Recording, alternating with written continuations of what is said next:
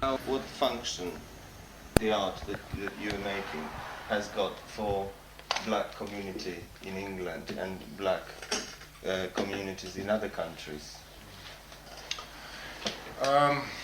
Perhaps it's not for me to say what the function of it is, but all art must have some entertainment value. And I don't mean entertainment in terms of show business, Hollywood and big stars and all of that. But it must mean something for people. It must move people, it must either give them some information or give them some pleasure. And I hope my work does that. More concretely, I see what I do as a kind of journalistic function in art, to document and to record the struggles of black people in Britain in terms of poetry and music. Because we are making our history in Britain here and now. History is not the actions of individuals, great individuals. It is what ordinary people do that shape the destinies of human societies. And we have been placed in a position in this country, when I say we, I mean black people, of being in the vanguard of resisting oppression. And what I've tried to do in my work is to record our experiences. Nothing more, nothing less. So would you say that, it takes, it's similar function to say an African spoken poetry, which sometimes provides the only record of, and it's only oral. In that sense, yes, you're absolutely right. It's the same form of poetry, the oral tradition, the spoken word, and in the sense that the African traditional oral poets' function was to record the history of their people, then in that sense I am doing the same kind of thing with my work.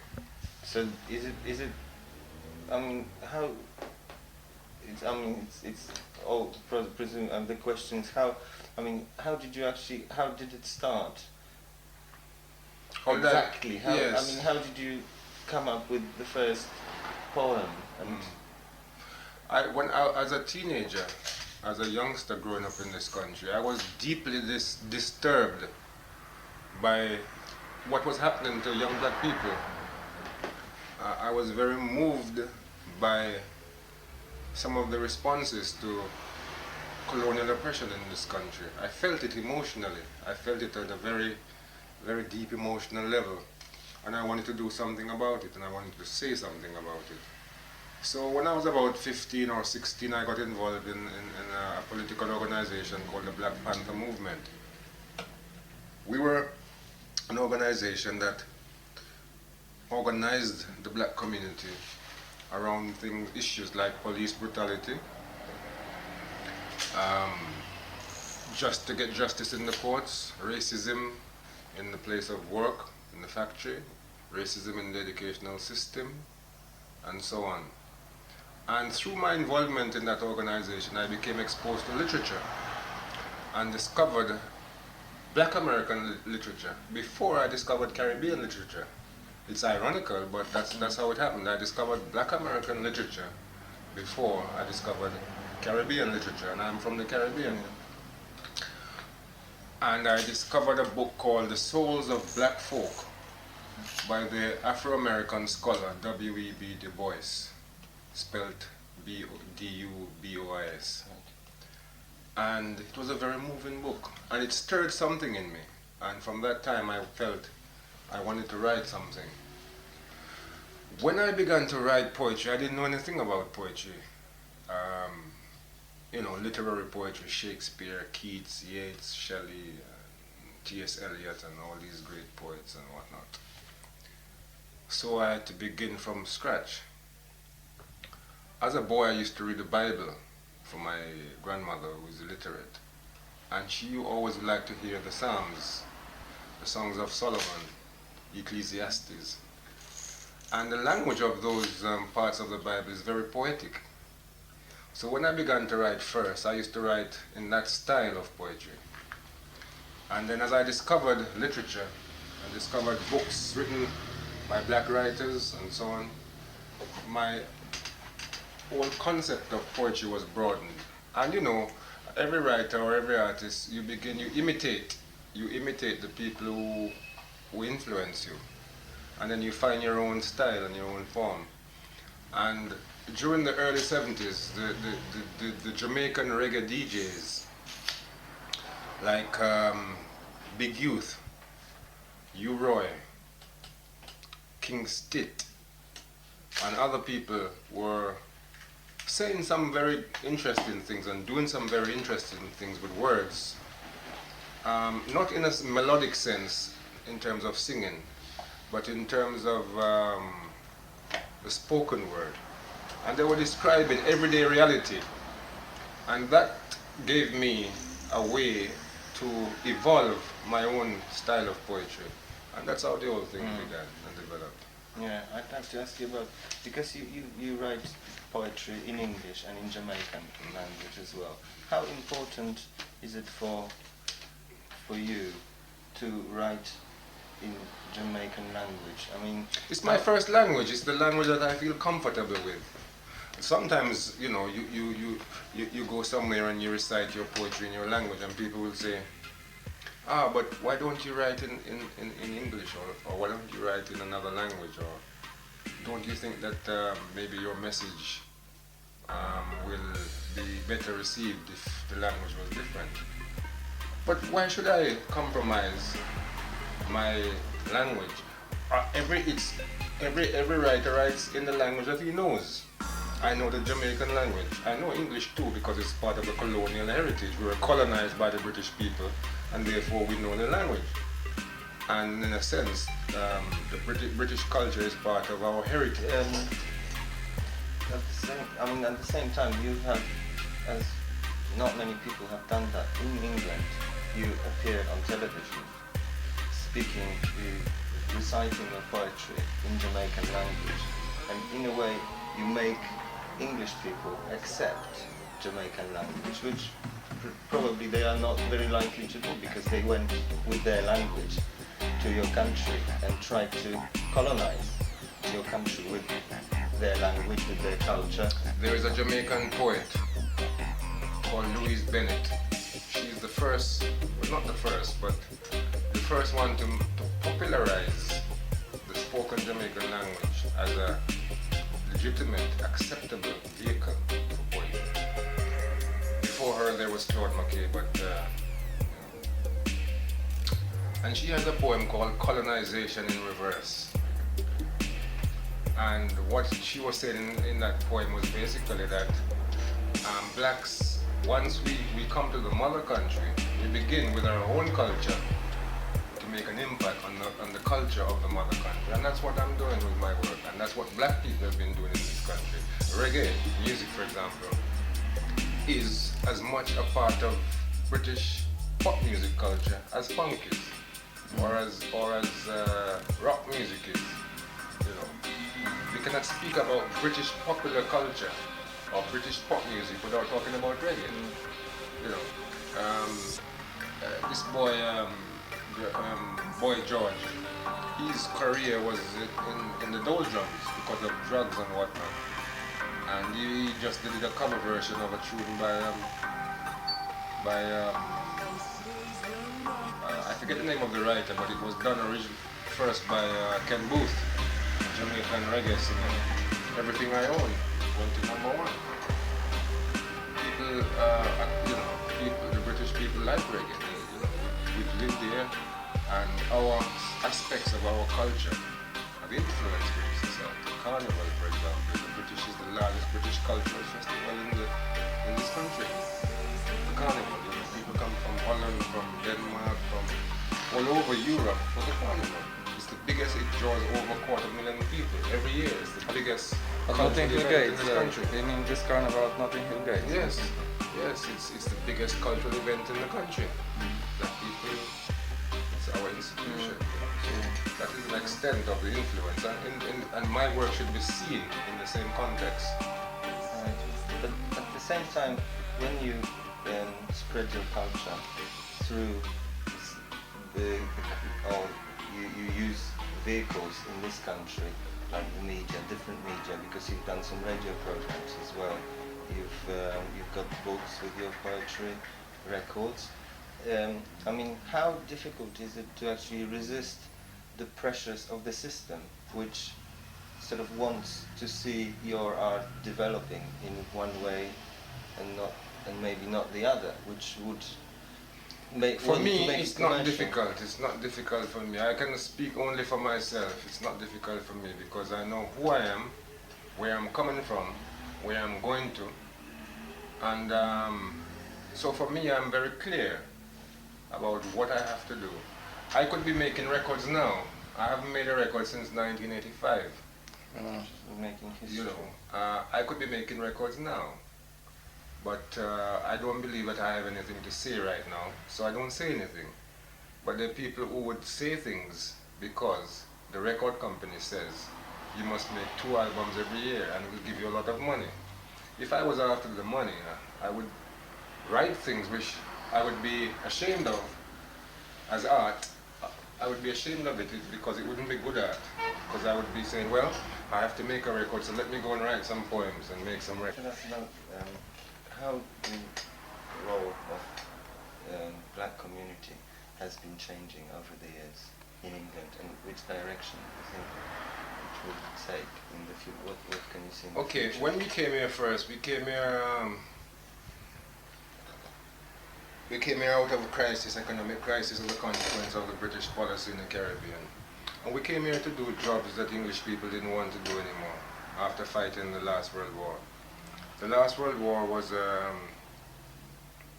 was very positive in terms of the transformation and the consciousness of the working class. They were fighting for freedom against fascism. And therefore, when they came back to England after the war, they wanted certain freedoms. They wanted certain things for themselves. And when we came as black people to do the jobs that they didn't want to do anymore, we were like the underclass. So, there was, of course, racism, which had been cultivated over centuries. And therefore, there was no provision of housing. We had to struggle for housing. We had to fight to get housing. In the educational system, we were assumed to be stupid people. So we had to fight to get a decent education. In terms of the police, we were always picked out for special treatment. We would be beaten, we would be framed, we'd be intimidated, we would be harassed. There were struggles against racism in the trade union movement, because the trade unions saw their functions not as to help black people to realize their rights as workers, but they saw their role as to protect white workers against these blacks who were coming to undermine their power as organized labor. Because we didn't know anything about trade unions and so on, so if a white guy was working for £50, they would employ a black guy and pay him £30. And then the white guy's position would be undermined and so on. What they should have done was to educate us and involve us in the trade union movement, but they felt it was their duty to keep us out. So we've made tremendous strides over the last 25 years. My parents' generation, for example, were very cautious. They didn't see Britain as their country. They saw themselves as foreigners. Even though we came to the mother country, they saw themselves as foreigners who would come to England to work for maybe 5 years and go back to the Caribbean and have a better life with their savings. Of course, this didn't happen. And through the struggles that we've waged around the issues that I've spoken about, we've helped to radicalize the politics in this country. And in the 70s and in the 80s, we had periods of insurrection against the excesses of the police, which has served to give a national focus to the whole question of policing in Britain. Because there was used to be this myth that, you know, the French police were very cruel, that the American police were bastards, that the German police were fascists, but the British police was nice. He was a nice British Bobby, and he would help an old lady across the street, and he would give ice cream to children. And of course we shattered that myth through our experiences. And so that in Britain today, the question of policing is nothing to do with black people per se. It's a general question, you know. Are the police a law unto themselves? Who controls them? You know, that kind of thing. So I would say that in the last 25 years or so, we've made tremendous gains. We've made tremendous strides through hard work, through sacrifice, and through, most important of all, through organizational politics. Whether it be around issues, whether it be around parents' organizations, organizing against the bad education that the black children were getting, whether it be around organizing for trade union representation, whether it be organizing against police brutality, whether it be organizing to get justice in the courts. We've made tremendous strides, and we are no longer in that position of that my parents' generation were in as demoralized people coming from the Caribbean, didn't want to upset the apple cart. This is not our country. My generation grew up in this country, went to school here, and we have the same expectations as the white children who we went to school with. And I would say that now we are stronger now than we've ever been. What has happened too is that in the early days there was no such thing as a black middle class. Now today one is beginning to emerge. And with the emergence of the black middle class, also the involvement of black people in the main political parties, particularly the Labour Party, which traditionally has always been seen to be the party of the working classes, and therefore black people would align themselves to it. So now there's the prospects of having some black members of parliament. That in itself won't transform the conditions of black people in this country, because obviously if you are a Labour member of parliament and you're black, it's still limited what you can do. Even now there's a struggle going on within the Labour Party, because the black activists within the Labour Party want to have their own section within the party. You know, in the Labour Party they have a woman section, they have a Jewish section, they have a youth section. We want a black section. Well, not when I say we, I mean those blacks, because I'm not in the Labour Party. They want a black section, and the leadership says no. So that struggle is going on. Now, the fact that black people have their own houses, the fact that we now have council housing, the fact that first, 25 years ago, when you cried police brutality, people would be very skeptical and say, these black people, you know, they always complain. Now, it's no longer that way. So we've made tremendous gains over the last 25 to 30 years. At the same time, I mean, your origins, your fact that you're Jamaican, I mean, how important is it to keep in touch with Jamaica, with what's happening in Jamaica? Well, not just Jamaica in particular, but the Caribbean in general, because we are from the Caribbean. That's our heritage. We can't forget about it, because we're living in England, and England is our home. We say we're here to stay, and England is our home, but you know, you must have you must be able to locate yourself in time. In history, you have to locate yourself historically. Where are we? Did we just drop from out of the sky? We have a past, and it's you know, it's the basis of our consciousness, how we conceive of, and how we perceive of ourselves. You know? But we don't see ourselves as being something apart from the society. We're a part of the society, but in the same way as the English people have their tradition, the Irish people have their tradition, the Welsh people have their tradition, the Scottish people have their tradition, the Cornish people have their traditions. We have our own. what about sort of like relationships with Jamaican people, with Well, Caribbean people? We still maintain links with our families in the Caribbean. We send monies home to help those who are suffering or who are poor, and we have that human family relations, you know.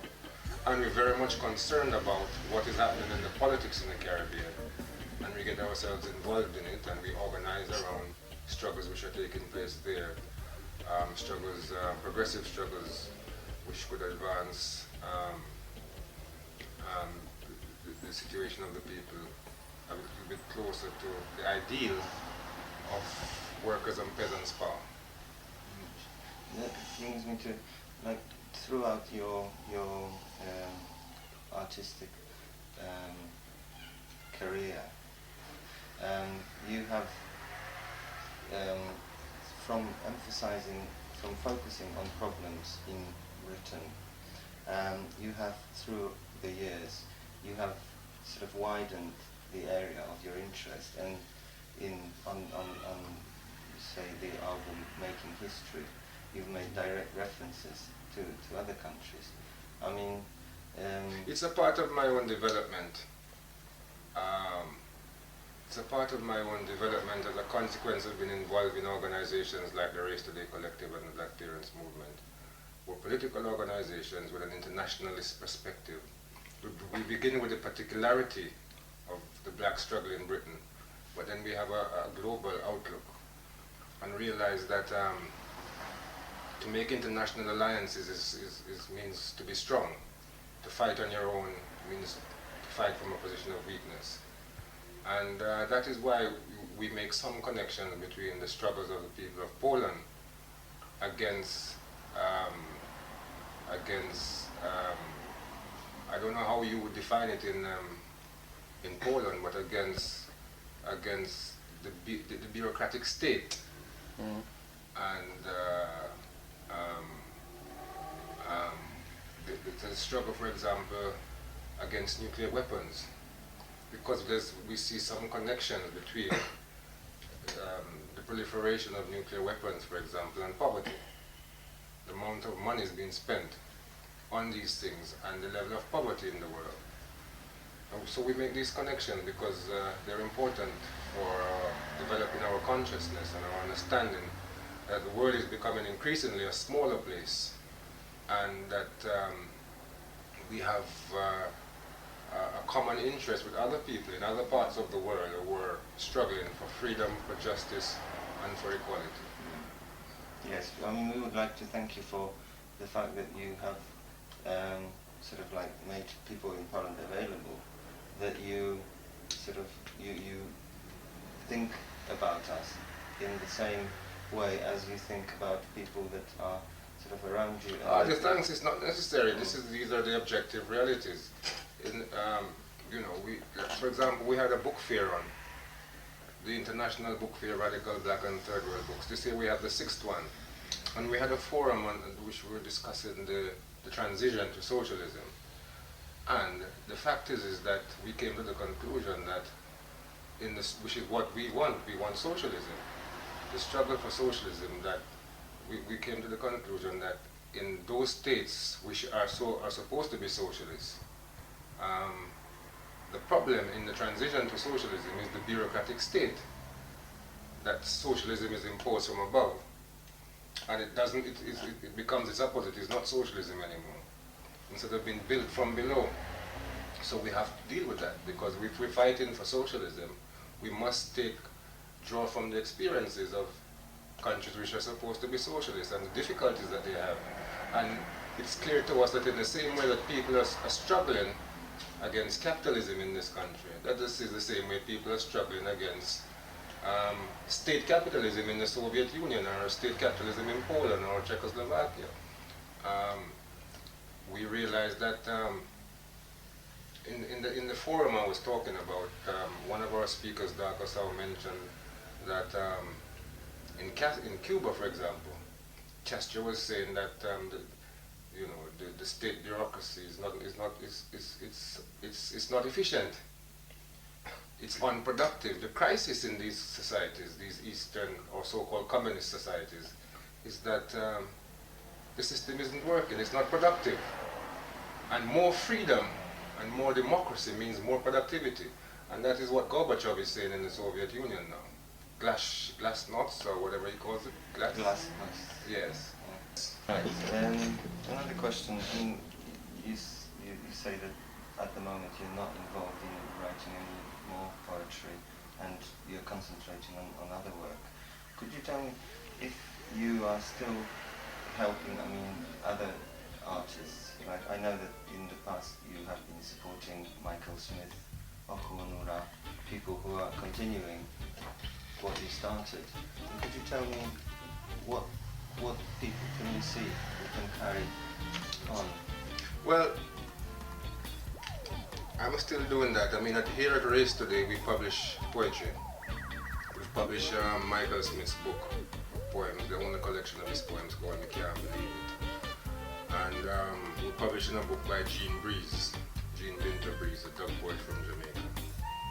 And we're always sponsoring poetry readings for poets from the Caribbean and so on.